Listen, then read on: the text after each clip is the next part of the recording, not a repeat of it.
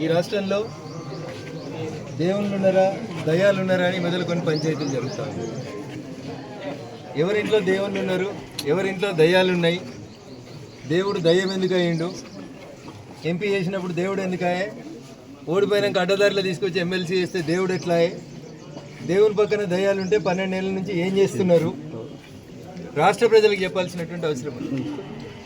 ప్రజలు చీమలు పెట్టిన పుట్టలోకి పాములు వచ్చినట్టు 1200 మంది అమరులై తెచ్చుకున్న తెలంగాణ రాష్ట్రంలో వచ్చిన రాష్ట్ర ఫలితాలని ఒక కుటుంబం మాత్రమే అందుకున్నదని రాష్ట్ర ప్రజలు భావించి 10 ఏళ్ళ తర్వాత మీకు ఒక మంచి గుణపాఠం చెప్పి ఇంట్లో కూర్చోబెడితే మళ్ళీ ఇలా ఒకరి మీద ఒకరు కొట్లాడుకొని ఒకరి మీద ఒకరు తిట్టినట్టు చేసి నేను కొట్టినట్టు చేస్తాను నువ్వు ఏడ్చినట్టు చేయని టీఆర్ఎస్ వాళ్ళు ఇతర పార్టీలకు పోయేందుకు టీఆర్ఎస్ పార్టీ ఖాళీ అయ్యేటువంటి ప్రయత్నాలు జరుగుతున్న తరుణంలో నాతోటి కొట్లాడితే నా బిడ్డ దగ్గర కొనరి, నా కొడుకుతోటి కొట్లాడితే నా అల్లుని దగ్గర కొనరి అని వాళ్ళే అన్ని గ్రూపుల్ని పెట్టుకొని చేస్తున్నట్టు ఇది ఒక నాటకంలా కనబడుతుంది తప్ప ఇంకొకటి ఏం లేదు.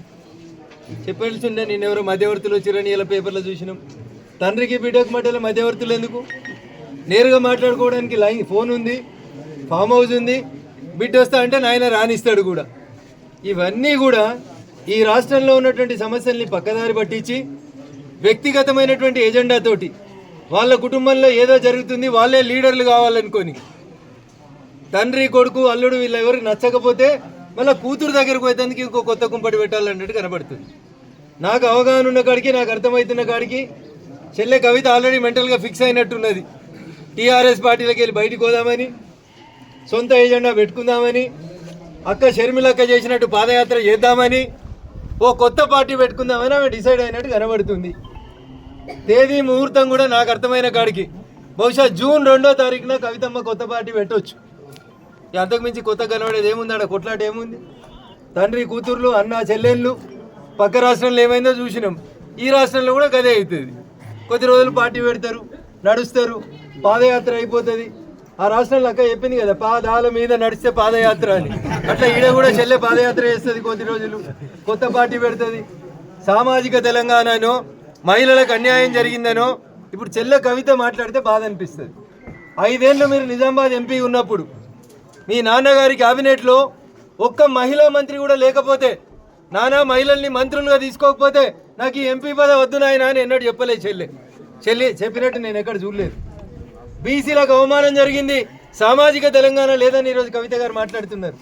ఒకవేళ అదే కరెక్ట్ అయితే ఈటల రాజేందర్ గారు అనేటువంటి ఒక బీసీ బిడ్డను అర్ధరాత్రి అపరాత్రి అని చూడకుండా మంత్రివర్గాలకు వెళ్ళి బయటికి పంపించి తప్పుడు కేసులు పెట్టిన రోజైనా కనీసం నాయన ఇది మంచి పద్ధతి కాదని కవితమ్మ మాట్లాడితే సామాజిక తెలంగాణ గురించి మాట్లాడినట్టు కనబడుతుండే.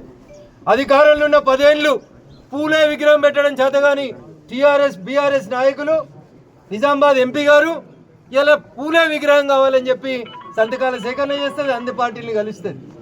సో నాకు ఏమర్థమవుతుందంటే కవితమ్మ గారి యాక్టివిటీని అటిట్యూడ్ని చూస్తే వారు మెంటల్గా ప్రిపేర్ అయినట్టు కనబడుతుండ్రు. బహుశా లాంఛనం జూన్ 2 నాడు లాంఛనంగా వస్తుంది అనుకుంటున్నాం. పార్టీ వస్తుంది, పాదయాత్ర మొదలవుతుంది, ఆ ఇంట్లోంచి ఈమె ఇంకొక పార్టీ పెట్టుకుంటుంది. తర్వాత ఏమవుతుంది, భవిష్యత్తు ఎట్లుంటుంది, ప్రజలు ఏం ఆలోచిస్తున్నారు అనేది కొంతకాలం తర్వాత మాట్లాడుకుంటాం. ధన్యవాదాలు.